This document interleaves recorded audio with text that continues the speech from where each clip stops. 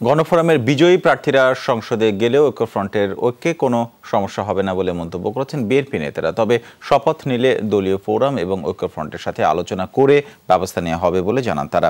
এ সময় গ্যাসের দাম বৃদ্ধি হলে বিএনপির পক্ষ থেকে কর্মসূচি দেওয়ারও হুঁশিয়ারি দেওয়া হয়।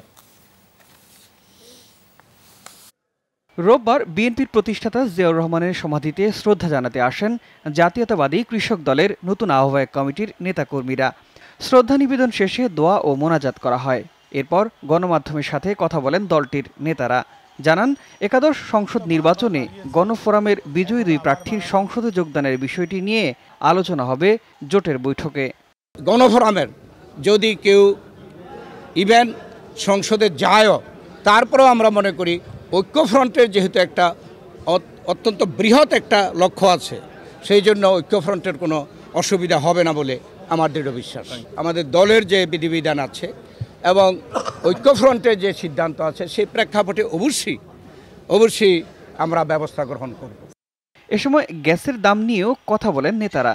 জনদুর্ভোগের কথা মাথায় রেখে দাম না বাড়াতে সরকারের প্রতি আহ্বান জানান।